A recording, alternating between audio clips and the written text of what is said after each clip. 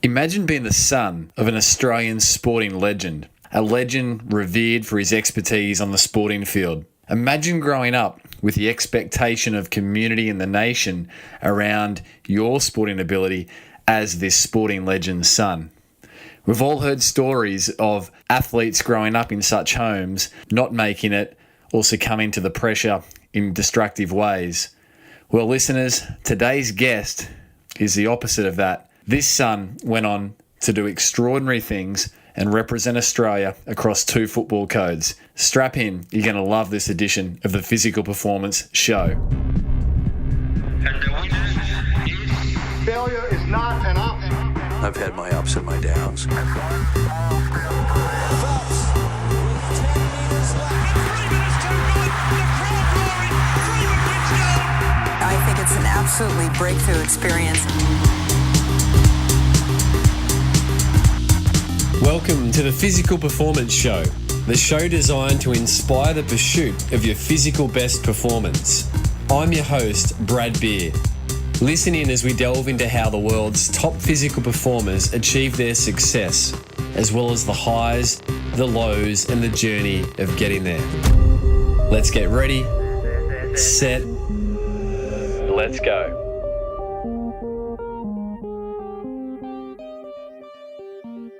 Today I'm really excited to be literally sitting with an athlete that I've long admired, not just for his on-field accomplishments, but also the person that lives behind the athletic accomplishments, and that's Matt Rogers. Matt's sporting bio is nothing short of stunning. Matt's an Australian dual rugby representative, one of very few players to wear jerseys for both Rugby Union and Rugby League national teams. Matt's career spanned an incredible 200 NRL Rugby League games, split between the Cronulla Sharks and the back end of the career with the Gold Coast Titans. Matt played 45 tests for the Wallabies and 12 tests for the Kangaroos, and we are going to hear the behind the scenes of this incredible career today. So Matt, welcome to the show. Thanks for having me, Brad. It's a pleasure to be here. Looking forward to it. Matt, straight out of the gate, I'm going to throw you a curly one. Right. What scares you the most? What scares me the most when I was younger was not making it, to be honest. Like, I was just desperate to be somebody, something. I had a lot to live up to with my dad. Not making it, and I guess, beyond that in life, didn't need to be sport, but be fail in whatever I try and do. I'm sort of pretty obsessive when I sort of get into something. I'm sort of pretty driven to sort of try and be the best I can at it, and and other things that I've done as opposed to rugby league and rugby union. It's no different. It's just this the way I am. Sometimes the people around me suffer because of it, because I'm so focused on wanting to be the best. But I like to sort of try and encompass, particularly my family, into everything that I do, so that they feel a part of it. So any success they feel a part of. Unfortunately, that means any failure they feel a part of as well. So, that's probably what scares me the most, is just being insignificant. Wow, interesting, powerful insight, Matt. So it sounds like you're a bit of an all or nothing guy. Yeah, mate, that's it. It's all or nothing. Some call it an addictive personality. I don't know. I'm addicted to success, and I just want to. I'm constantly trying to strive to be good at whatever it is I'm doing. I'm not. It's not to say I'm never content. Yep. But I also don't want to be content for too long. I just want to. When I achieve something, I'm always about trying to set another goal to just keep me motivated, keep me excited. Where do you think that innate drive comes from? I had an older brother. Yep. I think that was probably one thing that he started playing footy before me, and I watched him, and I wanted to play, and it was a battle for me to actually play footy when I was 4 years old. My brother was playing, I wanted to play, mum and dad wouldn't let me play. I just cried and screamed until they'd let me play at the age of 4. And then from that point on, my brother and I we basically fought day and night on a weekly basis, just over who was better, and constantly, I was constantly trying to beat him, and he was 3 years older than me. And when you're 4 and your brother's 7, there's a big gap there. I remember it. there's a big gap, you know, and to the point where, you know, when I was 4, you know, we were so competitive. Like, I actually cut my finger off based on a bet with him. You know, I stuck my fingers in the spokes of the bike to prove to him that it wouldn't cut my finger off. And he said, "It will cut it off." I said, "It won't cut it off." And he said, "Well, stick your finger in there." And I did, and it cut my finger off. So he won that bet. But it was from that age when it started. And that's... Is that the amputation you have today? I've got 2. Yeah. The amputation that I got done recently was from a football injury that was just sort of to a point where they couldn't really repair it. Okay. But it was the ring finger on my right hand, took it off. And that was at the age of 7? 4. 4. Yeah. That was at the age of 4. And your brother was 7. My brother was 7, yeah. So there was a highly competitive... Yeah, and Dad fed it. I mean, my dad wouldn't let us win anything, you know, and we used to get pretty upset about it. And my mum used to say to Dad, "Stephen, you got to let the boys win." And he goes, no, they got to learn to win. I'm not going to give them anything, you know. And, you know, I look back and I think, maybe you should have let me win. I might have another finger. But, I'm glad, you know. I look back and you know, I think, you know, I'm glad that he was like that with us, because it fostered something inside me that drove me in everything that I tried to do. I wasn't going to let anyone beat me, and I knew nothing was going to get handed to me. And I think in this day and age, it's probably even worse. Nothing's going to get handed to anybody. You got to go after it. And, I was always prepared to do what it took. So you feel like a big part of your personality that, you know, kind of sat behind the athlete that, particularly Australia and, you know, internationally as well, we know you for, was spawned by some of you, largely by your childhood. And there's no doubt. There's no doubt. There was never a day that went by where my brother and I weren't competitive and, you know, in the backyard playing handball or cricket or, you know, whatever it was. And, you know, everything was a competition. You know, everything was like running up the stairs was a competition. You know, it was good fun. You know, and you know, I did cop a few hidings because I did beat my brother quite often. So he couldn't beat me in a lot of things as we started to get older. So, but he could beat me in a fight. So he used to just beat me up a lot. So he still says to this day, he goes, "Mate, if it wasn't for me, I toughened you up." So he's credited him a large part of your athletic success. Absolutely. With his coaching methods. Yeah, I could take one. Informal coaching, Matt. And for some reason, I feel like is your brother's name? Don. Yeah. So Don. And was there any other siblings? I had a little sister, Mel. Yeah. Neither went on to any sport. Like both of them, incredibly talented. You know, my brother just probably lost his way a little bit. We both signed to go to Cronulla at the same time. We had the same year. We started there in 1994. And he probably just lost his way a bit with his focus and training, and got cut at the end of 94. And he sort of bounced around a couple of teams, but never really got a start. And I mean, as much as being a Rogers in rugby league circles was good, I knew when I got to that point where I was playing and sort of the spot where my son's at now, the name will get you to a point, but it actually hurts you as well, because you have to work harder. Because people, you won't get put into any team because of your name. You have to prove that your ability's where it needs to be. And so I was just determined to work super hard. And I still remember my first day training at Cronulla. It was brutal. All right, we want to go there. To backtrack it for a moment, Matt, if I may, for listeners that aren't familiar, you know, with the ins and outs of the rugby league world, you grew up in a home of, you know, an esteemed rugby league, I guess, hero of the time, your father, Steve Rogers. Yeah. Can you just share a little bit for listeners around, you know, your father's career? Yeah, well, he was pretty much rugby league royalty. You know, back in the 70s and 80s, he captained Australia in 81. You know, he started playing for Australia at 18 years old in 1973, and, you know, toured with the Kangaroos, toured with the 82 Invincibles team. You know, was probably Cronulla's greatest ever player. And yeah, we grew up, and he was my hero, you know. I mean, as a young kid, you know, I mean, football was everything, and particularly where we lived. If you live in what they call the Shire, which is the Cronulla area, everybody knows. It's just crazy how full on they are about their footy, and my dad was the star of the show. Yeah. So we lived it and breathed it, and you know, when the opportunity came around to go back there, it was too good an opportunity to pass up. You know? So at what point in your youth did you realise who your father was in that world? Can you remember? I was pretty young. You know, we were kids. I mean, Dad was only 21 when I was born, so I got to sort of witness a fair bit of his career. I was actually the ball boy on the sideline when he had his jaw smashed in at Belmore Oval playing Canterbury. I think it was in '84, and it was pretty shocking to see that sort of happened right in front of me. But it was just what our life was, it was a bit of a circus. We'd rock up to the games and Dad would just get swamped by, hundreds of kids, and we'd just lose our dad for the afternoon, and then we'd get him back at the end of the day, and it was all right. It was different, So you knew it wasn't the norm.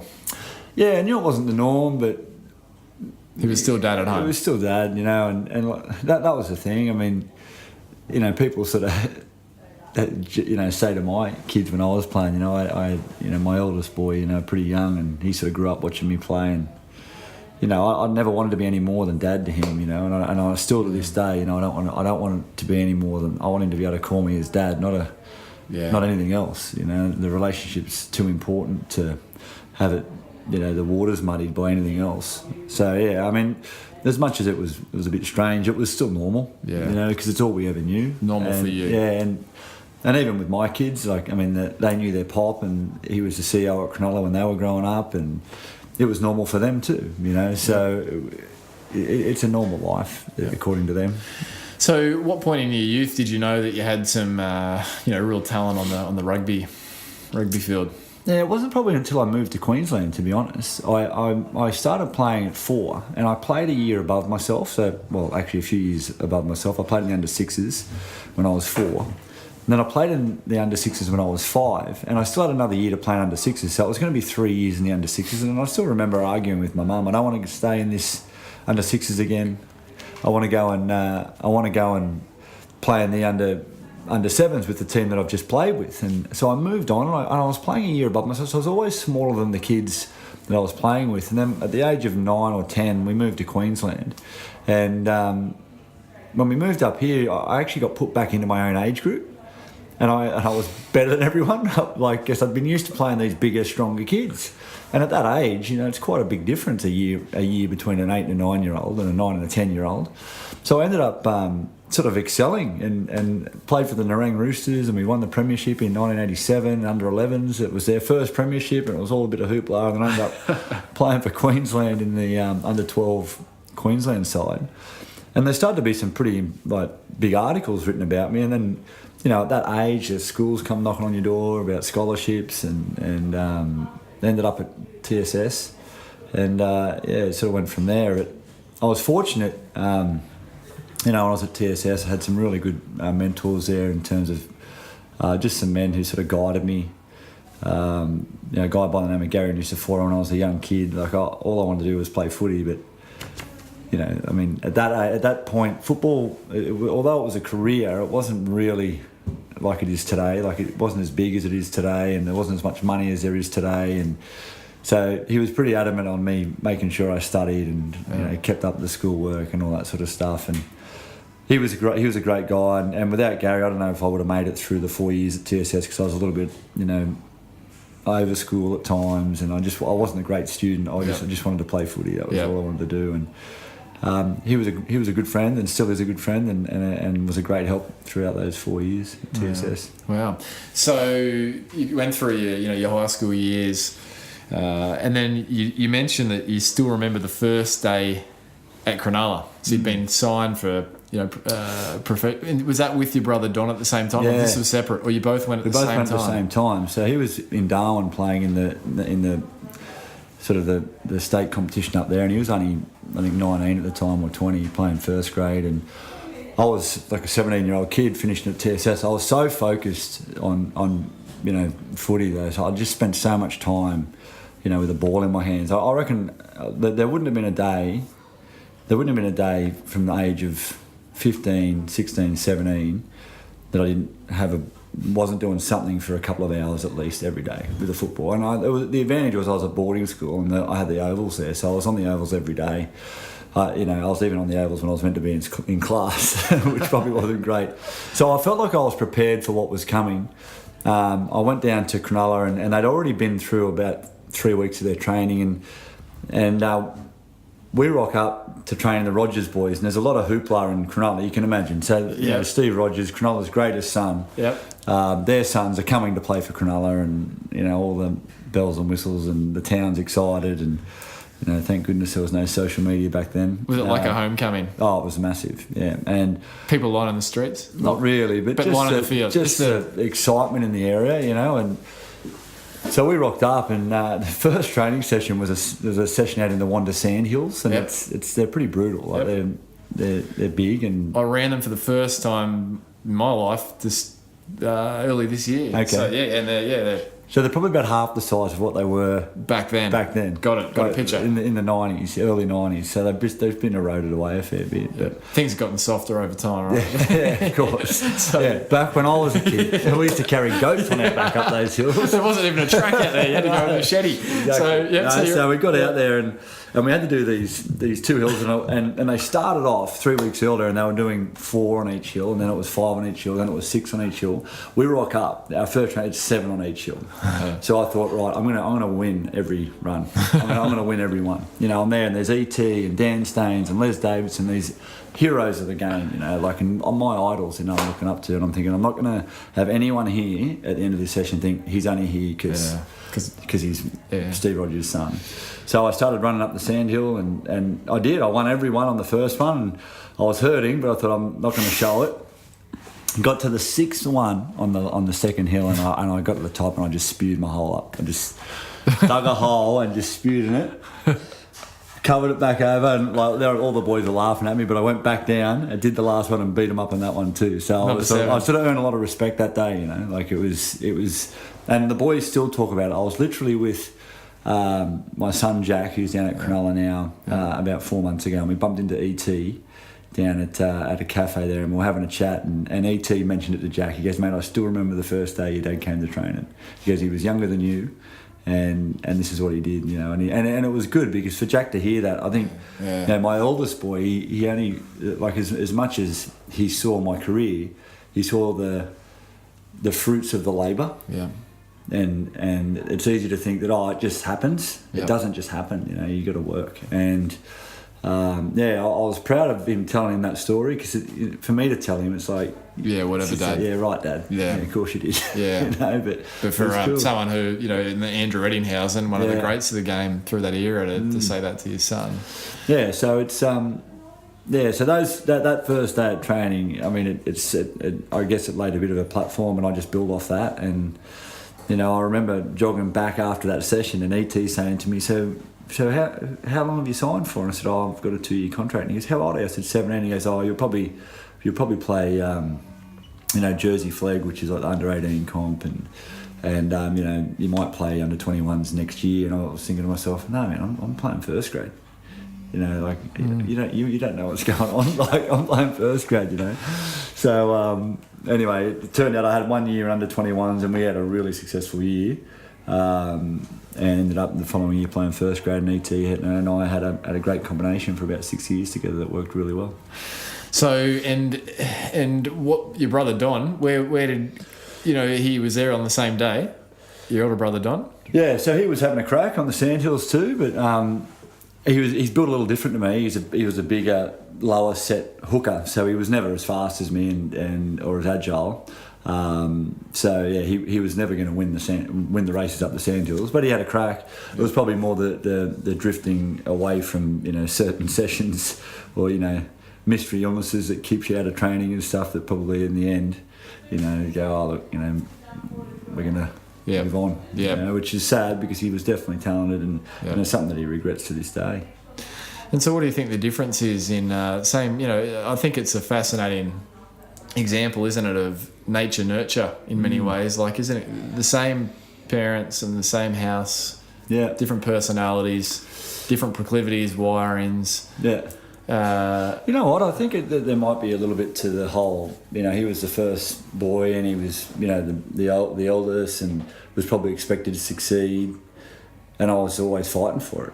Yeah, you know, yeah. and that was probably the difference. I mean, you still see, brothers succeed together. You know, you look at the guys like the Walker brothers and the Eckstein boys. You know, just because one's younger doesn't mean they're better than the. You know, it's but yeah, just the way it turned out with us. So I would have loved nothing more than to be able to play, you know, for Cronulla with my brother in first grade, but it just didn't pan out.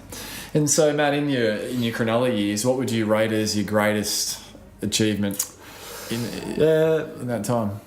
Well, we 1999 we should have won the premiership. There's no question about it. We were the best side. We were minor premiers. We just got rolled in the prelim by St George.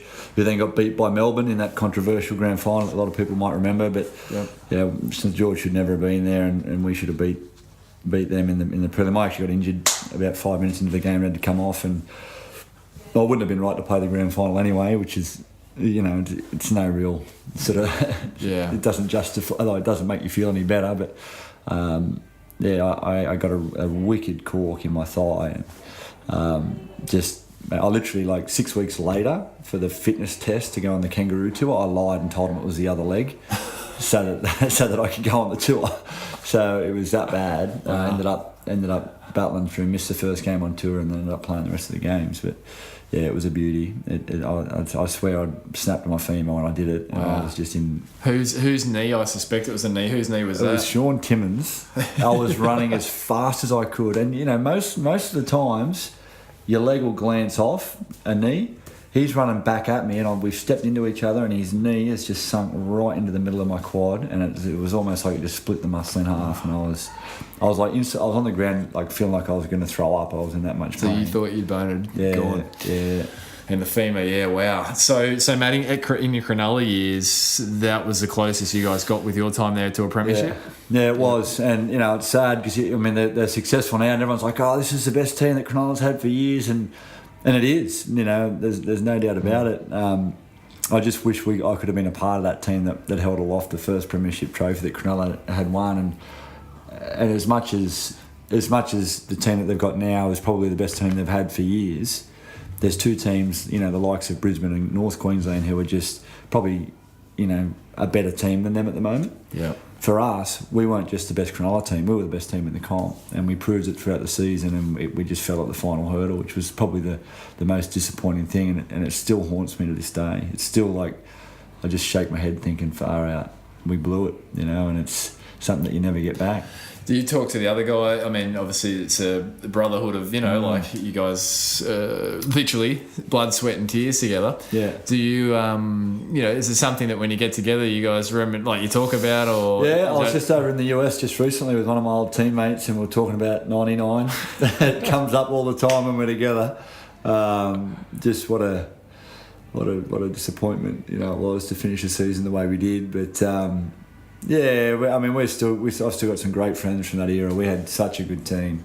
Yeah. We were such good mates, and we had a really good administrative player relationship with, you know, the club, the players, the sponsors. It was just a real family that just was after one thing, you know, and yeah, so close. And so, Matt, from there, we're in the rugby league world at the moment. So you, if my understanding of your career is correct, you transitioned to rugby union before you then came back to finish out your career with rugby league as the bookend, right? Yeah. So talk about, if you can, the transition to rugby union out of league. So you get that far with the Cronulla Sharks. You're one of Cronulla's most loved sons. Yeah. How does a transition even become, you know, apparent? You don't see many professional athletes shifting from codes. I mean, it's happened in a few major instances in recent years, but you know, it's not a commonly done thing. One that carries a lot of risk, I guess. Yeah, it did. There was a few things that sort of went into the decision, and it wasn't something that was a decision made lightly. There was a fairly the biggest contributing factor was the fact that my dad was the CEO at Cronulla at the time, and it was the working relationship became too hard. This was after your dad's career had ended, obviously. Yeah. So he was the CEO at Cronulla, and without sounding like a tool, I was the star player at Cronulla. And if anything needed to get done, the easiest thing for my dad to do was to ring the star player, who's his son, and say, "Mate, I need this done. Can you go to this promo and, you know, stand here and do this?" And And it got to a point where I was just fed up with it, and not being a spoilt brat, but I was just like, I was exhausted, and I stopped answering the phone from my dad, and at the time my mum was terminally ill with cancer, and he was just trying to get that job done so he could deal with mum, and mum was very much. Come on in. We've got Matt's beautiful daughter here, Phoenix. So she's joined us. How are you, darling? You good? Hey? So This is the star athlete of the family. I now. see all the Phoenix and the triathlons. Hey, give Dad some cuddles. Yeah. So mum was terminally ill, and Dad was just trying to do his job as easy as he could to sort of try and deal with that situation, But then I couldn't talk to Dad because I was worried about if he calls me, is he going to be calling me for work, or is he calling me as a dad? Is there something wrong with Mum? And it just became a real untenable situation. And I spoke to Dad about it. He got upset about it, and then Mum said to me, like, while she was really sick in hospital, "You can't leave Cronulla." And it was one of the hardest things I had heard from my mum. I'm like, "Mum, you can't say that to me. I'm an adult. I've got kids. I've got a life. You can't tell me that just before you pass away. It's unfair."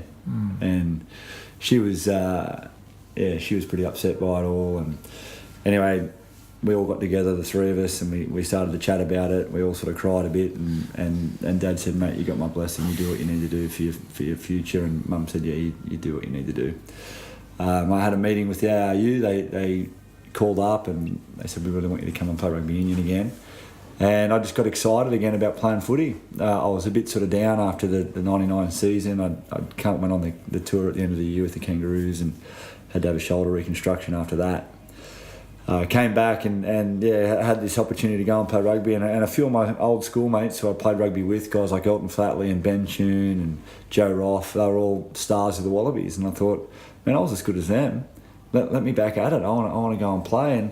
And to be brutally honest, I mean, had rugby union been professional when I'd left school, I probably wouldn't have left. I was loving it at the time, and so I went back to rugby, and it was an eye opener because it definitely wasn't as smooth a transition as I thought it might be. It was a lot harder than what I thought it was going to be, and for anybody who thinks they're the same game, or they use the same shaped ball and they play on the same shaped field. That's it. It is so different, and I understand why people sort of can go there and not succeed. Yeah, wow. And so, Matt, I mean, you said you had your father's blessing, which would have been very validating for you. In the end, did you get your mother's? Yeah, Mum was good. Yeah, she said, "I'm sorry. Yeah, you go and do what you need to do." Yeah, which was. Yeah, and that was before she passed. She passed away, and I signed to go and play rugby, and it was long after that. Not long at all. It was nice. I got to I've got to put my rugby league World Cup medal in Mum's coffin and say goodbye, and then went on and had a crack at the rugby union one, which is good. So wow, so it was like a chapter almost closed. Yeah. So Matt, you say wasn't anyone that thinks they're the same sports is delusional. You use those words, mine. Yeah. The only similarities they have are shape of the ball and they're on a field. I think that's what you said. Break that down a little bit more. Yeah, just the way that the game's structured. It's literally two teams on the field. I mean, you've got your forwards and your backs like in the league, but just the roles that they play that are just so different. Things like line-outs, the technical aspects of the game. How you run the ball's different. You can't just run to space. One of the things that you got to concern yourself with, particularly in rugby, or always in rugby, is isolating yourself. So as much as I'm fast, if I can run away from their player, I'm also running away from my player as well. So you got to always keep that in the back of your mind where you're going to run, so you're not isolated, don't get the ball stolen off you. Lots of little things that make rugby union players good. Rugby league players don't even think about.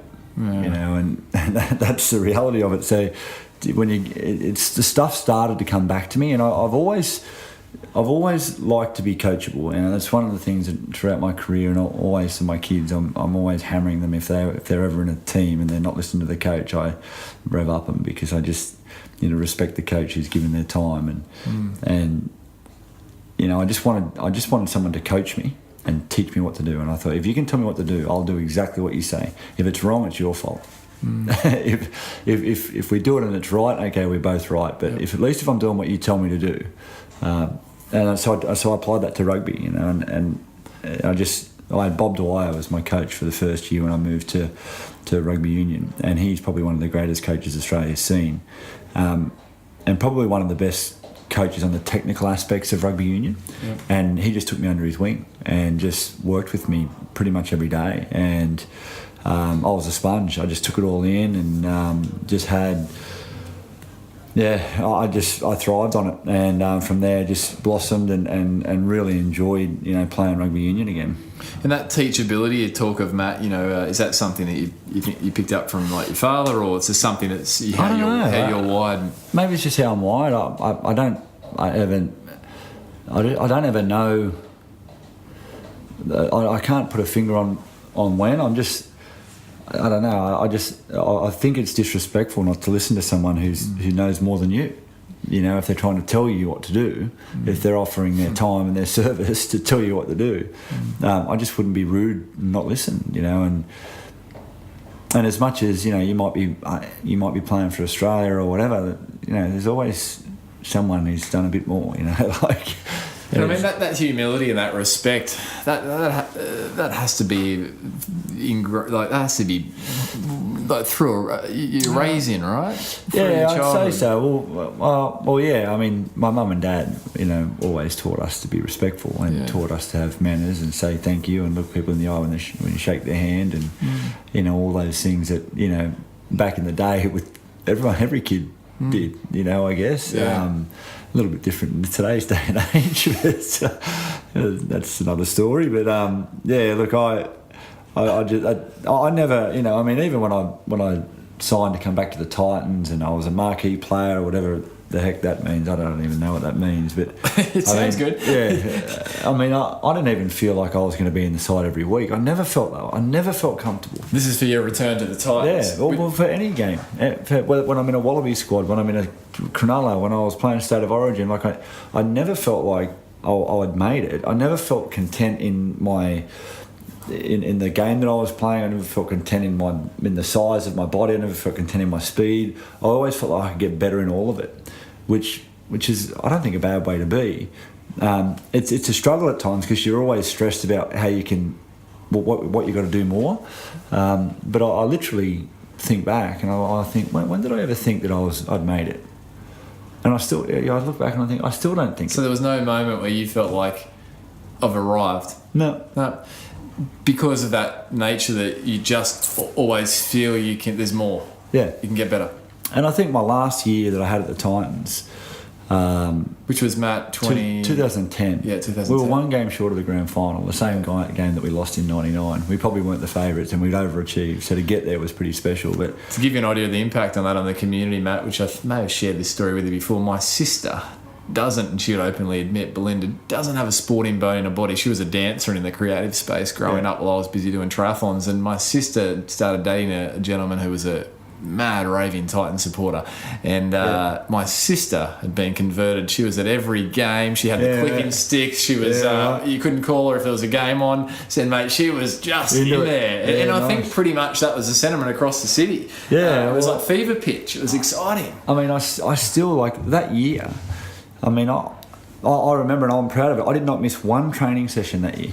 Like, I was a 34-year-old player, but I didn't want to miss training sessions. I didn't want to, like, have time off, and you know, I remember when that year finished, and I sort of said to Cardi, I'm done, you know, I'm retiring, and because they'd sort of said, we're not sure what's going to happen next year, and I said, look, I'll make it easy for you. I'm going to retire. You know, I've had enough. So at the end of that season, he's like, mate, we want you to come back next year. And I'm like, no, I told you I'm retiring. He goes, no, don't retire, just have the off season off and come back in February, and you know, you don't have to do the off season. I'm like, Cardi, I said, that's just not going to work. I said, if I'm going to play, I need to do that stuff. Like, it's just my makeup. I have to train. If I can't just rock up and play, it's not going to work. So, and I'm not prepared to do another pre-season. I'm not prepared to put myself through all the stuff that I need to put myself through. And yeah, that was it. We sort of finish things up. But it was just always me. And even now, even in what I'm doing now with triathlon and stuff, I love training hard to get a result, and I hate people telling me they're going to beat me. And talking about results, I mean, literally on the weekend, we're 4 days after 70.3 triathlon, and for anyone on the show here, that's a half distance Ironman triathlon. So we're talking 1.9k swim, 90k on the bike, and a half marathon, 21.1k run. And Matt, you're actually sitting here, you can't see yourself, but you're glowing, and I reckon that's just that you just did a PB down there, right? Yeah, across that distance. yeah, I did. Probably the more impressive part of the PB was the fact that I swam 5 minutes slower than I've ever swum before. So it was the bike and the run were pretty good for me, and I'm leading into a bigger race in the future. So it's all sitting pretty well at the moment. So and we're going to go forwards on the rugby union world. Yeah. Is there one moment in that career that you look back on with fond recollections? Yeah. There's a couple. Probably my test debut against France down in Melbourne. It was a pretty amazing night just to be wearing that Wallaby jersey. It was a real. Not that wearing the Wallaby jersey for rugby league or the Kangaroo jersey for rugby league is any less important. There's just something about the Wallabies. It's almost Australia's winter team. And to be playing for the Wallabies, a team that I watched growing up and wanted to be a part of, was pretty special. And then the 2003 Rugby World Cup final, we weren't given a hope in that Rugby World Cup. We got beat by the All Blacks by 60 points in the first Bledisloe Cup game. We sort of worked out how to beat them, and it was great coaching by Eddie Jones. We got to within 4 points of them in the second Bledisloe Cup game, which was a huge turnaround. And then we were playing them in the semi-final of the World Cup, and no one gave us a hope to come close. So hands down, they hadn't lost a game all year. They were the best side. Although England had beat them in that year, but they wiped the floor with us. And we beat England in the semi-final and a full house at Sydney Stadium at the Olympic Stadium, and then played the World Cup against England. We got beat in double overtime against England. And it was so that's an extra how many minutes of play? That's an extra 20 minutes of play, so 5 minutes each way. It was tied at the end of full time, tied at the end of first overtime, and tied at the end of the second in the last couple of minutes of the second overtime period. Good old Johnny Wilkinson kicked a field goal, and I still remember it. It was like slow motion. It was watching it go over. Yeah, I was the fullback. And Matt Dawson, the halfback, had thrown a dummy from the ruck, and he made a little break. So I actually had to make the tackle. He was about 25 metres out, right in front of the post. So I've made the tackle, and I've sort of ended up getting my way out of the ruck. And I'm standing at the ruck, and I could see Martin Johnson, who's like a 6'7" back rower, has come in to play halfback. And as he's bending down to pick the ball up, I'm thinking, he's not going to get the ball to Johnny Wilkinson in time. I'll be able to get to Johnny. No worries, he won't be kicking a field goal here. I had I think it was on my right, I had Justin Harrison, and on my left there was Phil Waugh. Both of them not faster than me, so I thought, well, I'm going to be the one here, to get the ball.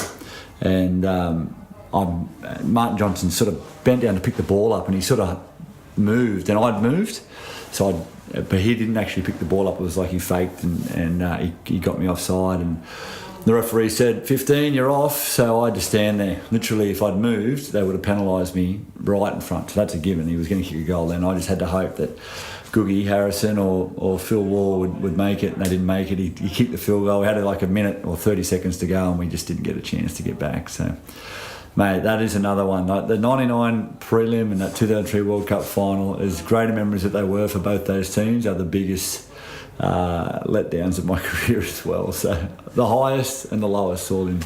Yeah. What's the first thing in, say, that example of the Rugby Union World Cup that, what's the first thing the coach, if you can recall, Eddie Jones said to you guys? Oh, mate. Was there no words? There wasn't any words, because he knew how hard this group had worked, and he knew what we'd sacrificed, and we'd spent 6 months away from our families that year. In preparation for that World Cup. 6 months. And it was really, really hard for us all to deal with, just because we'd got so close. and we hadn't, and because we weren't given a hope, and we got so close, the emotion built and built and built, and it was just like this big fever pitch, sort of let down. So, I mean, and that's something that, you know, when we watch these games, you know, we don't necessarily, you know, sitting in an armchair, comfy armchair, count the cost in terms of time away from, I mean, we assume that there's time away from family, but 6 months. Yeah, it was a big year, that one. Yeah. And probably all told, it's probably what sort of, you know, it's probably what ended up, you know, in the long run, taking its toll on me was that time away from family playing rugby union. You spend, well, you know, in a normal year, you spend 3 months away from your family. And when you know what's on the other side of the fence in terms of a rugby league world, where it's, you know, you play for the Titans, the longest you're away is a day. You go down to Sydney, you play, you come home. Whereas, you know, you play Super 14, you're in South Africa for 3 weeks, and you come home and you play the Tri-Nations Test Series against Australia and against New Zealand, South Africa. You're over in South Africa again for a couple of weeks. You're over in New Zealand for a couple of weeks, and then you get your end of season tour where you're over in the UK for 8 weeks, and you sort of start to add all those months, those weeks together, and it accumulates. And I think by the end of it, it was 2006. I was still contracted for 2007. It was the World Cup was in France. My wife's family had booked tickets to go and watch the World Cup in France to watch me playing it, and I just was burnt out. I just had enough, and ended up going to I said to my, and it's not to take anything away from the Wallaby jersey, I said to Ewan McKenzie, who was the Waratahs coach, I said, mate, if I could just play for New South Wales, I'll stay. And he said, mate, you can't. And I spoke to John Connolly, who was the Wallaby coach. I said, I don't want to play anymore. And he's like, mate, you have to. He said, we need you. And I said, mate, I just can't do it. And he goes, well, yeah, you know, you have to play. And I said, well, I'm going to retire. Wow. And so I'd literally mentally pulled the pin on my career. I was done. And then how it came about, a friend of mine was a partner of one of the founders of the Titans, and he said, mate, why don't you go and speak to Michael Searle and blah, blah, blah. And ended up having a chance meeting, literally. And he lit a fuse within me, and you were back in the rugby league world. Yeah, back in the rugby league world. Yep. So the next year. And I shared, we were just talking before we jumped on this interview, when I was at the physio practice driving south on the Gold Coast Highway one day, and everyone, for any overseas listeners, knows who Matt Rogers is in Australia. He's an unmistakable character, and I saw Matt running along the road, and myself coming from a running triathlon background, I was impressed that, I think it was raining, that this guy was out running and putting a bit of effort in. I'm like, wow, you got my kudos right there. I'm like, this guy's out doing some work. Yeah. And Matt, in terms of the rugby union, rugby league world, your father's passing, where did that come in your career? When did that come? Gee, that came during my rugby union career. It came at the start of 2006. Yeah. So it's been 10 years now. So the start of my last year of rugby, and that was probably another contributing factor. You know, just the loss of my dad. I was stuck in, and that was actually a very, very big contributing factor. I was living in Sydney. I was living in Cronulla, actually. It was a very insular part of Sydney, and you know, if you live there, everybody knows you, everybody knows your business, and you know, particularly if you're at Rogers in Cronulla.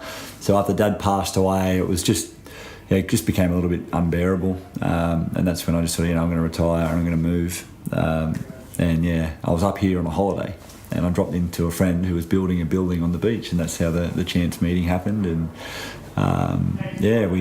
we sort of progressed the talks and ended up in 2007 starting as a foundation player for the Titans. Yeah, wow. So that all happened in that sort of era for you. And as a boy growing up, you know, wanting to prove your worth to your dad, and you know, it must have been a big, and probably I imagine I haven't lost any of, you know, my parents, but a thing that you just really work through, even given the dynamic of your relationship, in the sense that, you know, you were both elite rugby league players. I mean, is it something that you ever really put a full stop on, or is it? I don't think so. I don't think you ever get over it. You just sort of learn how to cope with it. You know, particularly the way that my dad passed away, it was pretty tragic and pretty sudden. You know, I certainly didn't expect it, and I got woken up and someone banging on my door at 6 a.m. to say, "Come on, we've got to go around to your dad's house." And in the car on the way around there, which is like only 300 metres around, he goes, "Mate, have you heard anything?" I'm like, "No." He's like, "Oh, you need to you need to be ready for the worst news. And that was it, and got around there and, he was in the stairwell of his home, passed away, and yeah, it was a tragic sort of time. But yeah, I mean, like I said, you sort of learn how to live with it. It's sort of hard to get over, seeing what I saw and all that sort of stuff. But yeah, I just remember the good times, I remember the man he was, and he just had the most amazing heart. And it's one thing that I'll never forget about Dad. He was just always had time for people. He always, went out of his way for kids and, particularly kids with, it's quite funny that I've got a child with special needs now, because it was one thing that he was really passionate about. Kids, if there were kids in a wheelchair, or you could see that someone had, if there was a big crowd of kids around him and he saw a kid who was struggling a bit, that was a kid he'd go to, and I sort of remember seeing that sort of stuff. And, as a dad now, it makes me proud to think what he was like, because if my little Maxie was in a crowd of people and there was a guy like that, that he was a fan of, and he went out of his way to help him, it would be pretty special. Yeah, wow. Matt, bringing this to a close, 2 things. What's one bit of advice you'd give to people out there wanting to perform at their physical best? Yeah, look, there's no secret. You got to work hard. There's no question. Yeah. Don't believe the infomercials. You can't get 7-minute abs. One of the things that I've found over the years is consistency is the key. I find, over the years, you see players in the off-season trying to do so much all at once, trying to get all their fitness in 1 week, or, even now you see people, they come in and they go, super hard for a week, and then you don't see them for 2 weeks, and they're back for 2 days and you don't see them for a week. And if you just do a little bit often, you're going to find, I think your physical best. You'll limit injuries and you'll feel great. Great. What's on your bucket list, Matt, personally in sporting world? Now you're in the, you've got an Ironman triathlon coming up in June in Cairns. What's on your sporting bucket list first? Well, mate, the sporting bucket list is Kona, Hawaii Ironman. That's absolutely something that I'm desperate to do. I sort of got semi-offered a media spot in my first year that I was involved in it, and it sort of ended up didn't happen, and I'm grateful for that now. It's made me want to strive harder to try and achieve it. The problem is, the longer I've been in this sport, the faster it's getting. I was just down at Port Macquarie, and I think Pete Murray was saying, this is the only sport where you want to get older. It's like, yeah, hey, Bill, I turned 40 this year. I'm going up a division, and they actually call out people's ages when they finish the race. So it's hilarious. You see these women running across the line, and here's Betty, she's 56, and if you're doing that at anything else, you get slapped with a handbag. But it's like, I'm 56 and I did this time, and it's an amazing environment to be in. I just went up in an age group. I'm in 40 to 44 now, so I'm the young whippersnapper in my age group. Come on. But I tell you, it's a fast age group. It is so fast. But what year are we going to hopefully see Matt Rogers at Kona? Mate, well, I think if I just hang around long enough, there was one guy who down at Port Macquarie Ironman was 80, but he was the only guy in his age group, and he got a spot for Kona because he finished in under 17 hours. So 40 years time, I'm a chance. So that's not your default, your backup plan. Mate, I'm going to have a crack in this June. In June, I had a great race down in Port. I felt amazing on the run. I think if I can double what I did down there, I'm a chance. So come on, it's getting faster, but I'm getting faster too. So. Come on, awesome. Yeah. And Matt, bucket list life outside of sport. Oh man, you know what? I think success is just just having love in your family. That's just all I want. I don't need the big house and the flash car. I just want to walk into my home and just know that I'm loved and they're loved, and ultimately that's for me, man. That's life. I love my kids. I got 4 kids, and they're just the best thing in the world. And I got an amazing wife, and I just want to keep it that way. Mate, beautiful. What a way to end. So, Matt Rogers, thank you so much. Listeners, I know, will have taken a lot from that. I certainly have, and I've had many conversations with you over the years. So, thank you. Cheers, Brad. Pleasure. So, there you have it. I trust you enjoyed this episode of the Physical Performance Show. What a remarkable guy, what a remarkable career Matt Rogers has had. And there's still chapters, as you heard, being written in the triathlon world. Bring on Kona, the Hawaii Ironman triathlon, I say. I'd love it if you enjoyed the show, if you could jump over to iTunes and leave a review. Reviews help enormously in making the show more visible and able to be enjoyed by more people who, just like you, are pursuing their physical best performance. If you've got any questions or comments regarding Matt or today's show, feel free to throw them over to my Twitter account at Brad_beer, or jump over to the POGO Physio Facebook page. Coming up in next week's episode of the Physical Performance Show, I'm going to take you behind the scenes of what it took for a young Australian swimmer dreaming of representing Australia to go on to win an Olympic medal at the London 2012 Olympic Games. Until next time, keep pursuing your physical best performance. I'm Brad Beer, and this has been the Physical Performance Show.